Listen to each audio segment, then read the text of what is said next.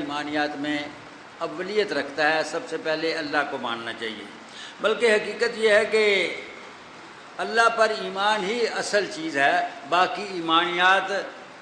ایمان باللہ ہی کی فروع ہیں، اسی کی شاخیں ہیں۔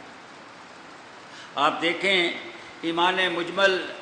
میں آپ جو الفاظ کہتے ہیں وہ یہ ہے کہ آمنت باللہ کما ہوا باسمائہ و صفاتہ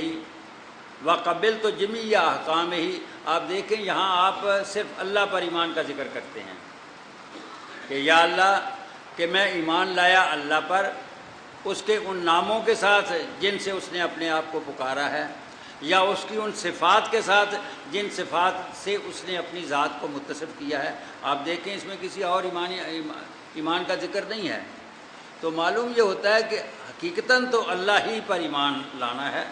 باقی ایمانیات جو ہیں وہ اسی اصل کی فرع ہیں۔ جب ایمان مفصل کی بات ہوتی ہے تو وہاں بات کھلتی ہے کہ آمنت باللہ و ملائکتہ و کتبہ و رسلہ والقدر خیرہ و شرہ من اللہ تعالی، وہاں یہ بات آتی ہے۔ تو معلوم یہ ہوتا ہے کہ اصل چیز جو ہے وہ بندے کا اپنے مالک کو پہچاننا ہے، بندے کا اپنے مالک کو ماننا ہے، اور اس پہچاننے اور اس ایمان لانے کے تقاضوں کو سمجھنا اور ان کو پورا کرنا ہے۔ نبی پاک صلی اللہ علیہ وسلم کے پاس ایک مرتبہ ایک آدمی آیا اور اس نے کہا جی میں دیہاتی قصباتی آدمی ہوں، مجھے کوئی مختصر سی نصیحت کیجیے، مجھے کوئی مختصر سی بات بتائیے جو مجھے کامیاب کر دے۔ تو نبی پاک صلی اللہ علیہ وسلم نے اس بندے کو مخاطب کر کے کہا قل آمنت باللہ ثم استقم،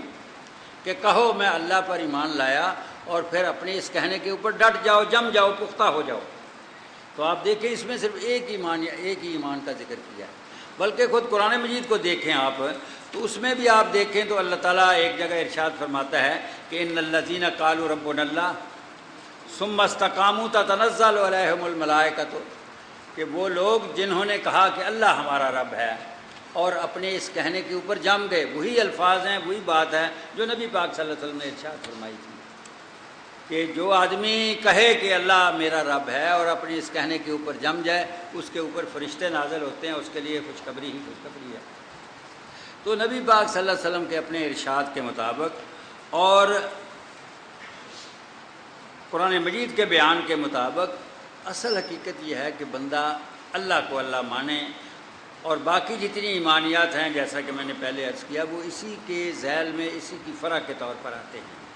یہ جو ایمان جس کو ہم کہتے ہیں کہ یہ اصلاً دو چیزوں کا نام ہے، اقرار باللسان و تصدیق بالقلب، دونوں چیزوں کے مجموعے کا نام ایمان ہے۔ دونوں چیزیں ضروری ہیں، اگر ان میں ایک چیز بھی نہ ہو تو ایمان جو ہے وہ کامل نہیں ہوتا۔ اب یہ جو تصدیق قلبی ہے و تصدیق بالقلب، زبان تو قوت گویائی رکھتی ہے، اس لیے وہ اس بات کا اظہار کر دیتی ہے کہ لا الہ الا اللہ محمد رسول اللہ، لیکن دل کو اللہ تعالیٰ نے قوت گویائی نہیں دی، دل نہیں بول سکتا، لہٰذا تصدیق قلبی ہوئی ہے کہ نہیں،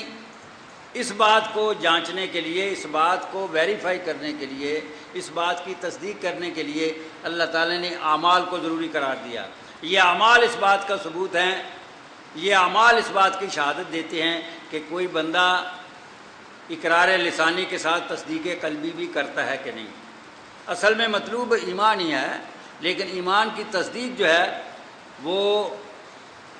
آدمی کے اعمال کرتے ہیں، لہٰذا جب آدمی کسی چیز کو مانتا ہے تو اس ماننے کے جو لازمی تقاضے ہیں اپنے عمل سے بندے کو وہ پورے کرنے چاہیے، تاکہ وہ جو بات ہے کہ لسانی ایمان کے ساتھ قلبی تصدیق بھی ہو جائے تو اس کے تقاضے جو ہیں وہ پورے ہو جائیں۔ یہ تقاضے جو ہیں یہ بڑے ضروری ہیں، ایمان کے تقاضے جو ہیں، اور اللہ کو اللہ ماننے کے جو تقاضے ہیں، مثلا آدمی اللہ کو اللہ مانتا ہے تو پھر اس کو اللہ سے محبت کرنی چاہیے، اس کے دل میں اللہ کا خوف ہونا چاہیے، اسے اللہ کی اطاعت کرنی چاہیے، اسے اللہ پر اعتماد ہونا چاہیے، اور اللہ کی جو صفات ہیں کما ہوا باسمائہ و صفاتہ، تو اس کی صفات کے تقاضوں کے مطابق اپنی عملی زندگی میں رویہ اختیار کرنا چاہیے۔ اللہ کی جن صفات کا ہم سے سب سے زیادہ تعلق ہے ان میں اللہ تعالیٰ کی قدرت ہے، اللہ تعالیٰ کی رحمت ہے، اللہ تعالیٰ کا علم ہے، اللہ تعالیٰ کی حکمت ہے، اللہ تعالیٰ کا عدل ہے، یہ چیزیں سامنے رکھ کر عملی زندگی میں آدمی کو اپنا رویہ متعین کرنا چاہیے کہ ہمیں اس خدا کے سامنے مرنے کے بعد پیش ہونا ہے جو ہر وقت ہر جگہ ہماری ہر چیز کو دیکھتا ہے۔ ہوبا معکم اینما کنتم، کہ تم جہاں کہیں بھی ہو، جس حال میں بھی ہو، کوئی اور دیکھے نہ دیکھے، کوئی اور وہاں موجود ہونا ہو، اللہ موجود ہوتا ہے۔ تو لہذا جب آدمی اللہ کو اللہ مانتا ہے تو اللہ کو اللہ ماننے کے جو لازمی تقاضے ہیں ان کو سمجھنا بھی چاہیے، ان کو پورا بھی کرنا چاہیے۔ یہ شہادت گاہ الفت میں قدم رکھنا ہے، لوگ آسان سمجھتے ہیں مسلمان ہونا، یہ آدمی زبان سے جب یہ کہتا ہے کہ آمنت باللہ تو اس کو سمجھنا چاہیے کہ بڑی بات میں اپنے منہ سے نکال رہا ہوں، اس کے جو عملی تقاضے ہیں مجھے وہ بھی پورے کرنے چاہیے، اور وہ آسان نہیں ہیں۔ یہ علامہ اقبال کا شعر تھا جو میں نے آپ کے سامنے پڑھا۔ علامہ اقبال ہی کا ایک دوسرا شعر ہے کہ چوں میں گویم مسلمانم بلرزم، کہ دانم مشکلات لا الارا، کہ میں جب یہ کہتا ہوں کہ میں مسلمان ہوں تو میرے اوپر کب کبھی طاری ہو جاتی ہے۔ کیوں؟ اس لیے کہ میں سمجھتا ہوں کہ لا الہ کہنے کے تقاضے کیا ہیں، میں اللہ کو اپنا معبود کہہ رہا ہوں، وہی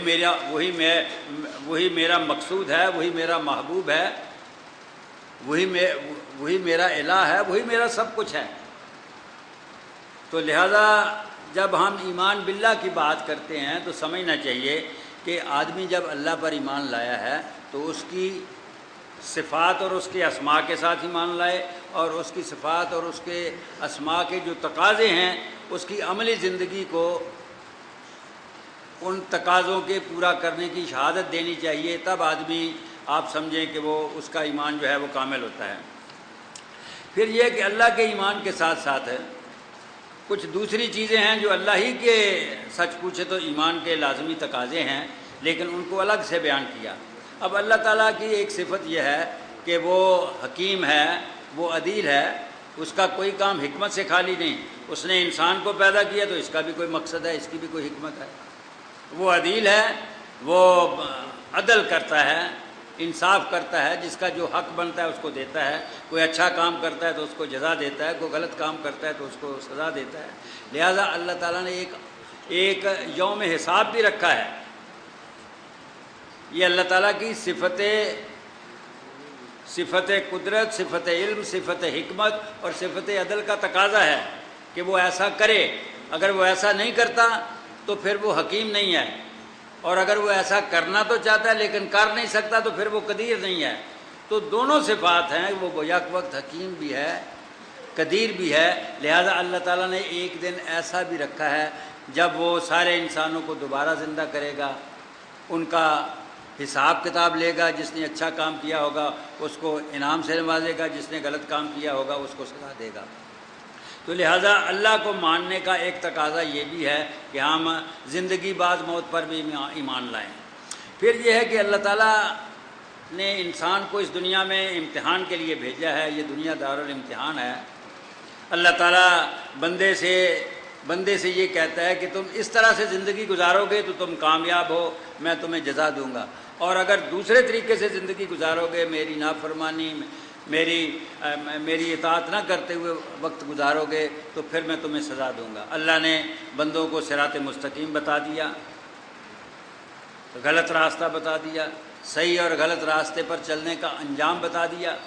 لیکن اللہ کا یہ طریقہ نہیں ہے کہ وہ اپنی باتیں ہر بندے سے براہ راست کرے۔